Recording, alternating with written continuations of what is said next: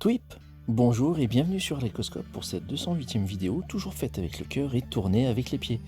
C'est avec une joie assez particulière de vous retrouver pour commencer cette vidéo car je tenais tout d'abord à vous remercier pour vos chaleureux retours pour la vidéo de la semaine dernière qui est, et en comparaison des autres productions, très différente de ce que je proposais jusqu'alors sur la chaîne.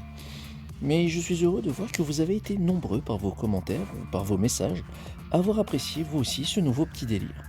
Alors cette fois-ci, on va conserver la structure, à savoir que je vous lis ce que j'ai tapé sur l'iPad, armé de ma micro-cravate branchée sur mon téléphone, installée dans mon canapé, à une toute petite différence près.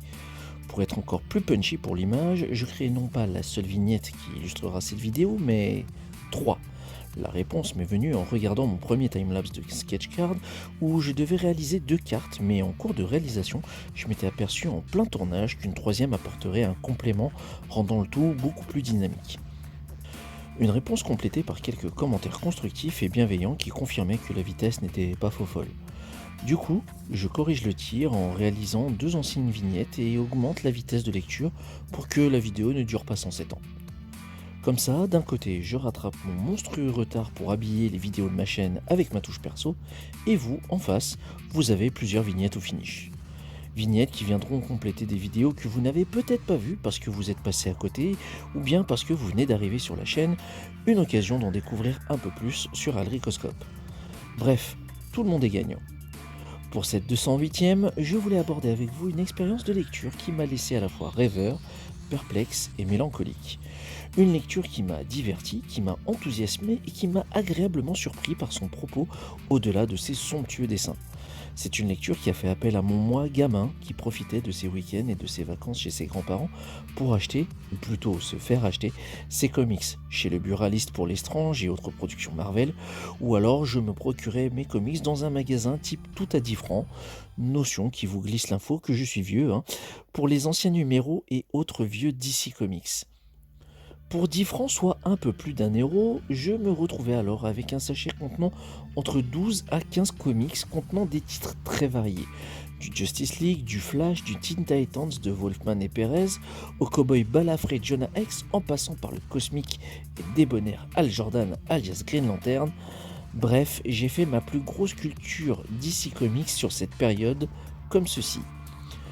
Et je dois bien admettre qu'ayant creusé à l'époque un peu moins les comics de la distinguée concurrence que ceux de la maison des idées qu'est Marvel, dans les années 90, je savais tout de même que le titre dont nous allons parler aujourd'hui avait une aura au moins aussi importante que pouvait l'être Earth X de par le point commun de la charte graphique.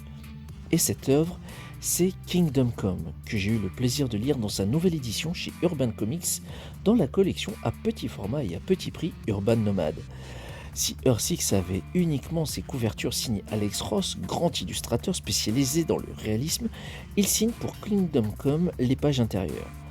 Mark Waid aux manettes de l'histoire et grand amoureux de la période glorieuse des Super Slips, ce scénariste que j'avais déjà énormément apprécié sur Daredevil, Rocketeer ou encore Black Widow, livre ici une splendide déclaration d'amour au genre.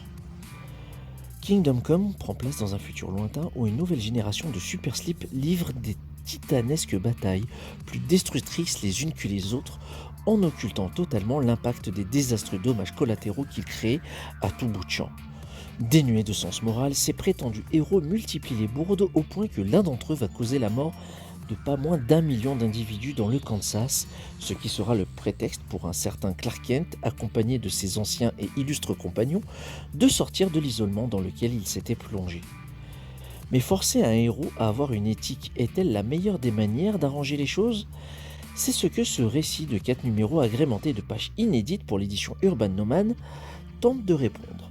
Si le postulat de départ, cette perte de civils forçant les Super Slips à adopter une éthique morale, n'a pas été sans rappeler le Civil War de Mark Millar et Steve McNiven paru des années plus tard, leur histoire et leur développement est pourtant bien différent. Par l'intervention d'un simple humain, emmené par le héros d'outre-tombe nommé Spectre, Mark Waid nous fait dérouler son histoire à travers les yeux de ce vieil homme pour qui l'aspect religieux et totémique revêt une importance particulière. Et c'est donc par son regard empreint d'admiration que nous voyons se dérouler toute une galerie de super-héros que nous nous amusons à essayer de reconnaître dans un contexte totalement différent de ce que nous avions pu lire jusqu'à maintenant. Du côté de la réalisation et du découpage des planches, on ne peut prétendre qu'Alex Ross ait bâclé quoi que ce soit, loin de là. Les pages sont fluides, d'une aura et d'une lumière propre aux peintures de l'artiste. Oui, on ne parle pas de dessin ici, mais de peinture tant les lignes claires sont à peine perceptibles, et où Ross, passé maître dans le rendu réaliste, voire hyper réaliste, donne la pleine mesure de ses compétences avec une saturation des couleurs maîtrisée et à une lumière qui délimite les formes, faisant dégager cette impression presque folle que de tels personnages aient pu fouler le sol de notre monde.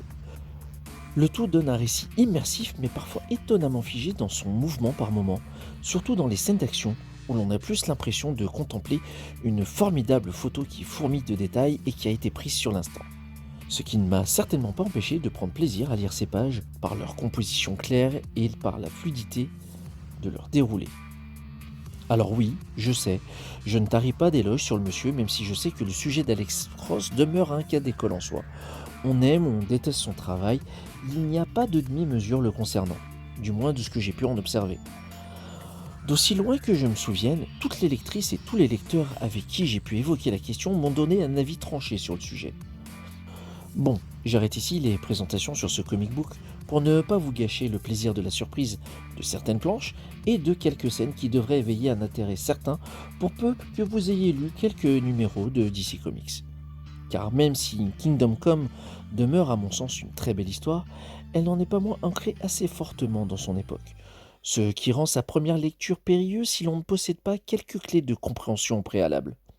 Je déconseille donc, à titre personnel, ce petit bijou comme porte d'entrée à tous les néophytes du genre, mais davantage pour les habitués comme moi qui ont baigné dans les comics depuis un certain temps, suffisant au moins pour appréhender l'univers extrêmement riche et versatile de DC Comics. On termine cette vidéo par une question, la fameuse question sel ou poivre et non pas nuggets comme je l'avais honteusement dit dans la dernière vidéo. Les puristes du Burger Quiz me le feront payer, j'en suis certain. Est-ce que vous avez lu Kingdom Come? Et quel est votre avis sur ce comic book? On en parle et on en débat dans les commentaires, toute proportion et spoiler gardés, et dans la limite du respect et de la cordialité bien évidemment. D'ici la prochaine vidéo, prenez soin de vous, lisez et plus de funkitude sur vous. Ciao!